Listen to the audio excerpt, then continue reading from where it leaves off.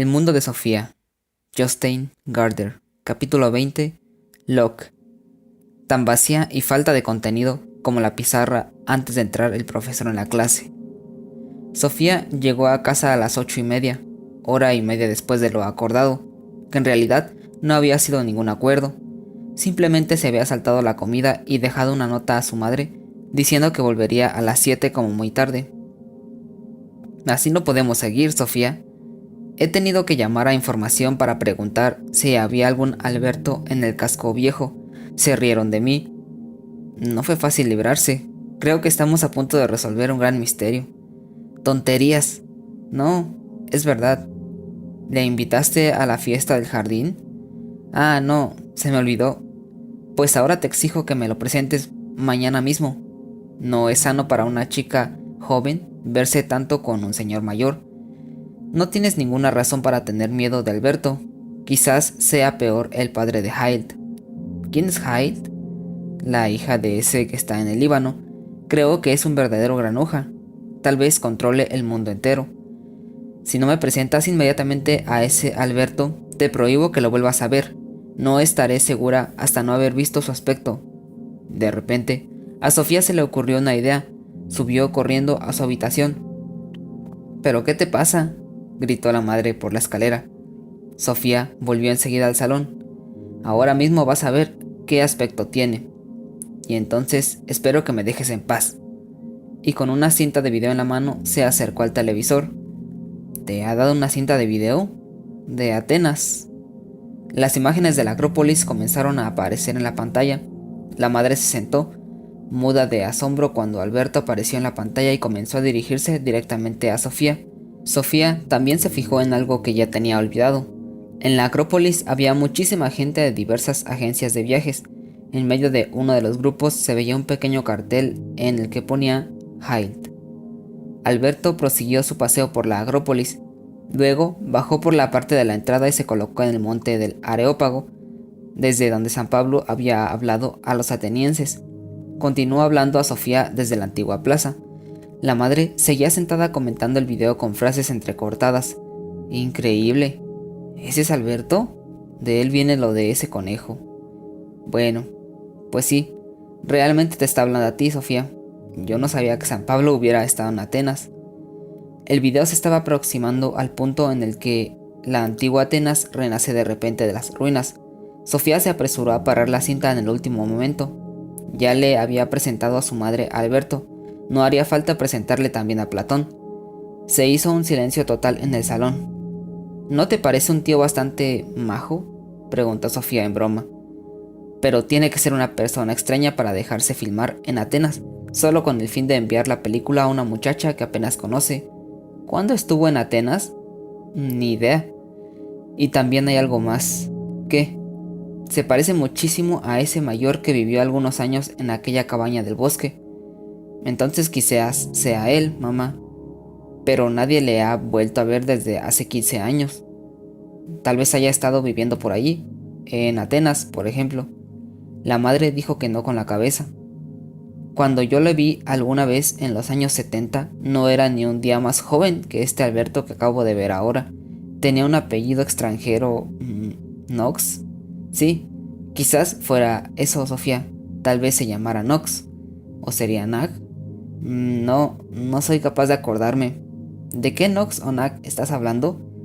Uno es Alberto, el otro es el padre de Hild.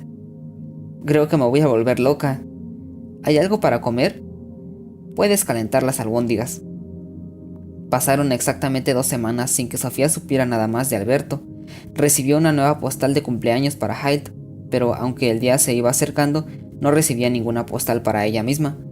Una tarde, Sofía bajó al casco viejo y llamó a la puerta de Alberto.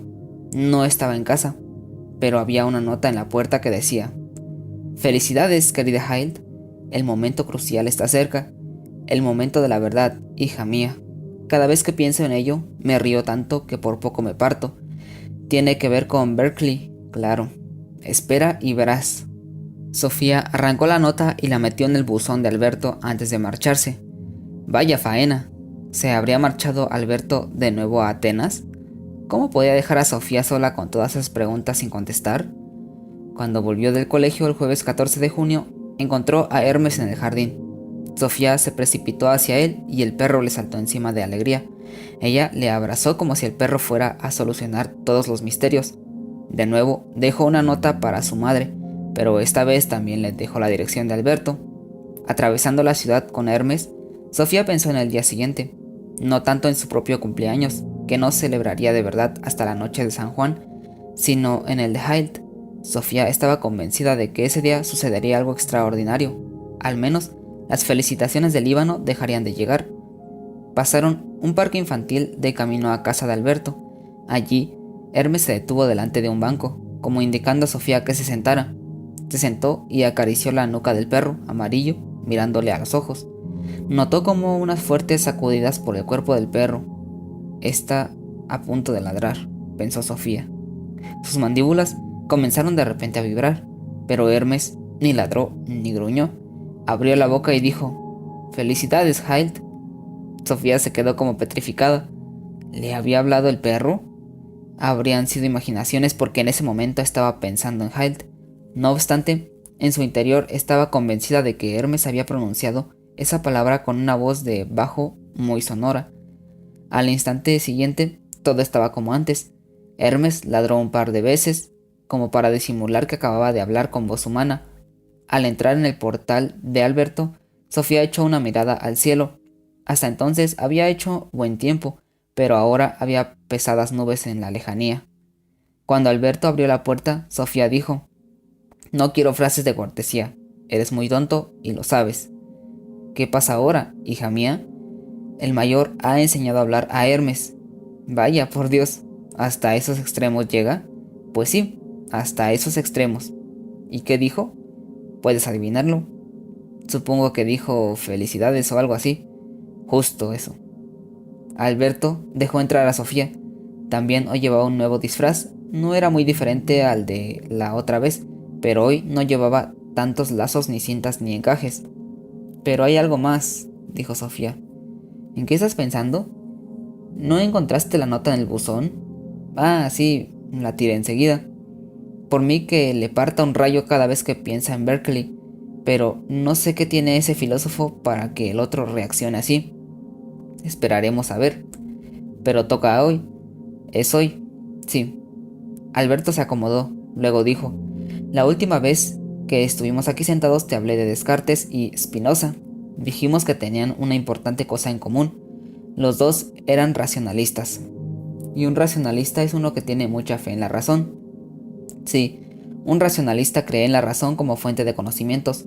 Opina que el ser humano nace con ciertas ideas, que existen por tanto en la conciencia de los hombres antes de cualquier experiencia, y cuanto más clara es la idea, mayor es la seguridad de que corresponde a algo real. Recordarás que Descartes tenía una clarísima imagen de lo que es un ser perfecto. Partiendo de esta idea, deduce que verdaderamente existe un Dios. No me suelo olvidar de las cosas». Este modo racionalista de pensar era típico de la filosofía del siglo XVII y también había sido corriente en la Edad Media. Lo recordamos de Platón y de Sócrates, pero en el siglo XVII estuvo expuesto a críticas cada vez más profundas. Varios filósofos adaptaron el punto de vista de que no tenemos absolutamente ningún contenido a la conciencia antes de adquirir nuestras experiencias mediante los sentidos. Este punto de vista se llama empirismo. ¿Y de esos empiristas me vas a hablar hoy? Lo intentaré. Los empiristas o filósofos de la experiencia más importantes fueron Locke, Berkeley y Hume, y los tres eran británicos. Los racionalistas dominantes en el siglo XVII eran el francés Descartes, el holandés Spinoza y el alemán Leibniz. Por ello, solemos distinguir entre el empirismo británico y el racionalismo continental. Vale, pero son demasiadas palabras. ¿Puedes repetir lo que significa empirismo? Un empirista desea hacer derivar todo conocimiento sobre el mundo de lo que nos cuentan nuestros sentidos. La fórmula clásica de una actitud empírica viene de Aristóteles, quien dijo que no hay nada en la conciencia que no haya estado antes en los sentidos. Este punto de vista implicaba una crítica acentuada de Platón, que había opinado que los hombres traían consigo una serie de ideas innatas del mundo de las ideas. Locke retoma las palabras de Aristóteles y las dirige contra Descartes. No hay nada en la conciencia que no haya estado antes en los sentidos? No, no tenemos ninguna idea innata sobre el mundo. En realidad, no sabemos nada de este mundo en el que nos han colocado antes de haberlo visto. Si tenemos una idea o un concepto que no se puede conectar con hechos experimentados, se trata de un concepto o de una idea falsa. Cuando, por ejemplo, usamos palabras como Dios, eternidad o sustancia, la razón funciona sin combustible, porque nadie ha llegado a conocer ni a Dios, ni a la eternidad, ni a aquello que los filósofos llaman sustancia. De esa forma se pueden escribir tesis eruditas que en el fondo no condenen ningún tipo de conocimiento nuevo. Un sistema filosófico de esa clase puede parecer impresionante, pero no son más que quimeras. Los filósofos de los siglos XVII y XVIII habían heredado una serie de tesis eruditas de ese tipo. Ahora había que estudiarlas con lupa, había que limpiarlas de vacíos. Quizás pudiéramos compararlo con el lavado del oro. La mayor parte es arena, pero dentro resplandecen las pepitas de oro. Entonces, ¿esas pepitas de oro son conocimientos auténticos? O por lo menos, pensamientos que se pueden relacionar con los conocimientos humanos. Para los empiristas británicos era muy importante analizar todas las ideas humanas, con el fin de ver si podían ser demostradas mediante experiencias auténticas, pero vayamos por partes y estudiamos un filósofo a cada vez. Empieza. El primero fue el inglés John Locke, que vivió entre 1632 a 1704. Su libro más importante se tituló Ensayo sobre el conocimiento humano y fue publicado en 1690. Locke intenta aclarar dos cuestiones. En primer lugar, pregunta de dónde recibe el ser humano sus ideas y conceptos. En segundo lugar, si podemos fiarnos de lo que nos cuentan nuestros sentidos. No es exactamente un proyecto pequeño. Estudiamos un problema cada vez. Locke está convencido de que todo lo que tenemos de pensamientos y conceptos son solo reflejos de lo que hemos visto y oído. Antes de captar algo con nuestros sentidos, nuestra conciencia es como una tabula rasa o pizarra en blanco. Con que lo hubieras dicho en noruego hubiera sido suficiente. Antes de captar algo con los sentidos, la conciencia está tan vacía y falta de contenido como la pizarra antes de entrar el profesor en la clase. Locke también compara la conciencia con una habitación sin amueblar, pero luego empezamos a captar con los sentidos. Vemos el mundo a nuestro alrededor, saboreamos, olemos y oímos, y nadie lo hace con más intensidad que los niños pequeños. De esta manera surgen lo que Locke llama ideas simples de los sentidos, pero la conciencia no solo recibe esas impresiones externas de un modo pasivo, algo sucede también dentro de la conciencia. Las ideas simples de los sentidos son elaboradas mediante el pensamiento, el razonamiento, la fe y la duda. Así surge lo que Locke llama ideas de reflexión de los sentidos. Como ves, distingue entre sentir y reflexionar, pues la conciencia no es siempre una receptora pasiva, ordena y elabora todas las sensaciones que entran poco a poco en la conciencia. Hay que estar en guardia. ¿En guardia? Locke subraya que lo único que recibimos a través de los sentidos son impresiones simples. Cuando me como una manzana, por ejemplo, no capto con los sentidos toda la manzana en una sola sensación. En realidad, recibo una serie de esas sensaciones sencillas, como que algo es verde, huele a fresco y sabe jugoso y ácido. Después de haber comido muchas veces una manzana, soy consciente de estar comiendo una manzana. Cuando éramos pequeños, probamos por primera vez una manzana. No tuvimos esa sensación, pero vimos algo verde, saboreamos algo fresco y jugoso y también un poco ácido. Poco a poco vamos juntando esas sensaciones formando conceptos como manzana, pera o naranja, pero todo el material de nuestro conocimiento sobre el mundo entra al fin y al cabo por los sentidos. Por lo tanto, los conocimientos que no pueden derivarse de sensaciones simples son conocimientos falsos y deben ser rechazados. Al menos podemos estar seguros de que lo que vemos y oímos, olemos y saboreamos es como verdaderamente lo sentimos. Sí y no. Esta es la segunda pregunta a la que Locke intenta contestar. Primero, ha contestado a la pregunta ¿dónde recibimos nuestras ideas y conceptos? Pero luego también se pregunta si el mundo realmente es como nosotros lo percibimos, porque eso, Sofía, no resulta tan evidente. No hay que precipitarse demasiado. Eso es lo único que un filósofo no se puede permitir. No digo nada. Locke distinguía entre lo que llamaba cualidades primarias y secundarias de los sentidos. En este punto entronca con los filósofos anteriores a él, por ejemplo con Descartes. Explícate. Con cualidades primarias de los sentidos se refiere a la extensión de las cosas, su peso, forma, movimiento, número. En cuanto a estas cualidades, podemos estar seguros de que los sentidos reproducen las verdaderas cualidades de las cosas, pero también captamos otras cualidades de las cosas. Decimos si algo es dulce o agrio, verde o rojo, frío o caliente. Locke llamaba a estas cualidades secundarias de los sentidos. Y estas sensaciones como color, olor, sabor o sonido no reflejan las verdaderas cualidades que son inherentes a las cosas mismas, sino que solo reflejan la influencia de la realidad exterior sobre nuestros sentidos. Sobre los gustos no se puede discutir. Exactamente, las cualidades primarias, tales como tamaño y peso, es algo sobre lo que todo el mundo puede estar de acuerdo, porque están en las cosas mismas. Pero las cualidades secundarias, tales como color y sabor, pueden variar de un animal a otro y de una persona a otra según la constitución de los sentidos de cada uno. Cuando Jorun come una naranja, adopta exactamente la misma expresión que otras personas cuando comen un limón. Suele poder con un solo gajo cada vez. Está ácida, dice, y yo a lo mejor encuentro la misma naranja dulce y rica. Y ninguna de vosotras tiene razón, y ninguna está equivocada. Simplemente describís cómo la naranja actúa sobre vuestros sentidos. Lo mismo ocurre con la percepción del color. A lo mejor a ti no te gusta el color rojo. Si Jorun acaba de comprarse un vestido precisamente de ese color, a lo mejor sería inteligente por tu parte callarte tu opinión. Tenéis diferentes pareceres sobre el color, pero el vestido no es ni feo ni bonito. Pero todo el mundo está de acuerdo en que la naranja es redonda. Sí, tienes una naranja redonda. No puedes opinar que tiene forma de dado. Te puede parecer dulce o agria, pero no te puede parecer que pesa 8 kilos y solo pesa 200 gramos. Si quieres, puedes creer que pesa varios kilos, pero en ese caso estarías totalmente perdida. Cuando varias personas intentan adivinar cuánto pesa una cosa determinada, siempre hay una que acierta más que las demás. Lo mismo ocurre con el número de las cosas, o hay 986 guisantes en la botella o no. Lo mismo pasa con el movimiento. Un coche o se mueve o está quieto. Entiendo. En lo que se refiere a la realidad extensa, Locke está de acuerdo con Descartes en que esta realidad tiene ciertas cualidades que los seres humanos pueden captar con su razón. No debería ser muy difícil estar de acuerdo en eso. Locke también dio pie a lo que él llamaba conocimiento intuitivo o demostrativo. Opinaba, por ejemplo, que para todos existen ciertas reglas básicas y defiende la llamada idea de derecho natural, que es un rasgo racionalista. Otro rasgo igualmente racionalista de Locke es que pensaba que es inherente a la mente del hombre el pensar que hay un Dios.